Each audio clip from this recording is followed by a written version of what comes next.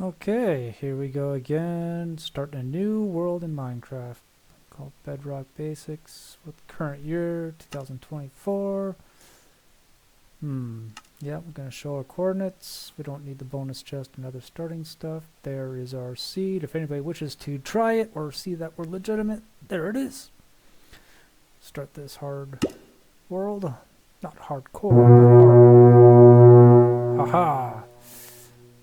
Bedrock Basics, Episode 1. And ambiance. Okay, let's take a look around. Hello everybody, thanks for joining me.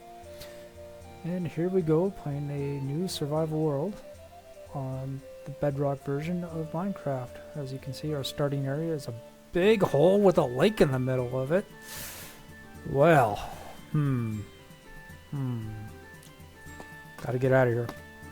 So, if you're new to Minecraft, or even if you played it 1,000 times, you may know the first thing you gotta get is beds. Nighttime is when the monsters come out, and the world gets quite difficult, and to mitigate that, we need a bed. Okay, a bed consists of wood and wool, and right now we're in a hole with nothing but rocks and a little bit of water at the bottom. So we'll get out of here, make a bit of a ladder out of dirt, and we're out of the hole. Okay, some trees. Now, as I said, we're going to need wood and wool, so we're going to go harvest some lumber and always be on the lookout for sheep. Okay. Little point of note is when you take down a tree, make sure you take down every piece of it and don't leave the leaves hanging in the air. Monsters will burn to death in sunlight. They will physically catch fire. And if you leave tree patches around the top, it's going to provide shade areas that physically protect the monsters. Another feature is that lit up areas don't spawn monsters. Dark, shadowy places is where the monsters can show up.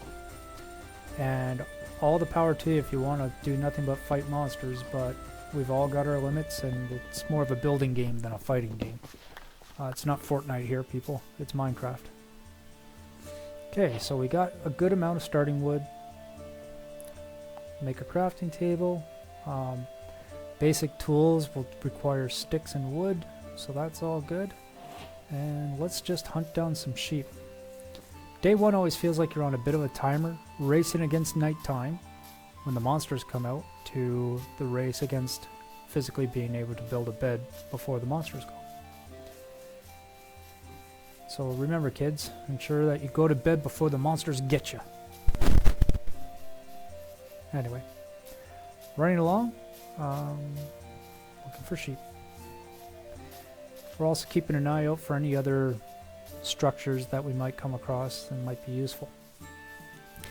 It's notable that if we do wind up dying and having to respawn, we're going to respawn within 10 blocks of 0-0. That's not always the case, but this world, we spawned within 10 blocks of 0-0. Some other time I'll go into details where that would be different. So we come across a village already. Now we could run down to the village and find everything that we need in order to fast forward our start and get going. But just to show you the basics, we're not going to go down there and take a shortcut. We're physically going to go and find some sheep and just show you that the first thing you need is a bed. Once you got a bed, the game becomes way easier. So if you're not lucky enough to find a village right off the start like that, you gotta get your sheep and your beds going. Sheep can come in a variety of colors, the most common one being white. And in order to make a bed, you're going to need 3 wool of the same color and some planks. It doesn't matter what kind of planks, but again, the planks all have to be of the same type. Either oak planks or acacia planks or jungle planks. In my case, I've got lots of acacia planks on me, which comes from acacia trees. And if I had one acacia plank and one oak plank and one jungle plank, I wouldn't be able to make a bed. I have to have enough planks from the same source. That's covered. but we need wool of the same color. And to do that, we have to find some sheep and get their wool.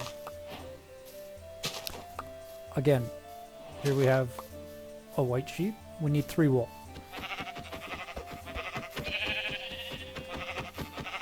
Okay, sheep number 1 has given us 1 wool and 2 meat, and beating them up is taking too long.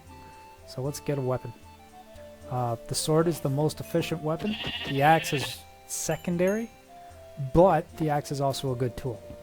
Swords you can't really use to speed up your chopping of wood and wooden objects. Axes you can. So the utility of an axe is higher. Anyway, it only takes 2 hits with a sword or 2 hits with an axe to dispatch a sheep, so I'm using an axe. Now we got 2 white wools and a little bit of food from the sheep, raw food. If you cook it, it's much more valuable, but raw is still valuable, just not as good. We need 1 more sheep and night is coming. It always feels like that constant timer of night. Doo-doo-doo.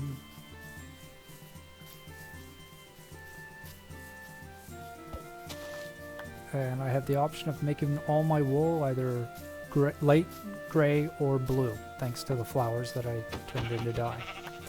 Here's an example. There's a sheep that gave me gray wool. 1 gray wool and 2 white wool. I would have had to use my dye to make it all the same color so that I can make a bed. But thankfully there was another white sheep, so I can just use the 3 white wool and a few planks in the crafting table and make the bed. And there we go. And now that we've got the bed done, we would just place it. If it was nighttime, we sleep in it, and that would be it. Let's bounce back to that village. Here we are. Back in the village. As you can see, it has all the resources that you would need to start. It's got piles of wheat just sitting outside. It's got farms done up in here as well. You can harvest the wheat and get the seeds. And there's beets here as well. Point being is it already has everything you need started up into it. And you can replant those. You can see a villager's doing some of the planting right now. And we get seeds where we can do some planting ourselves. And return all these harvested areas back to growth. The buildings themselves, they have beds. That's decorative furniture, which is not really useful. And it's got workstations and chests with oddball items. This one has got a pair of leather pants and some bread. I bashed the chest, which releases all the contents at once instead of having to pull it out one at a time. So there you can see at 162,230 we're in a village outside of the starting area, about 230 blocks away from where we started. And I am going to turn this into my starting area, but it's not my first time playing this game. I'm going to adjust this more to my liking.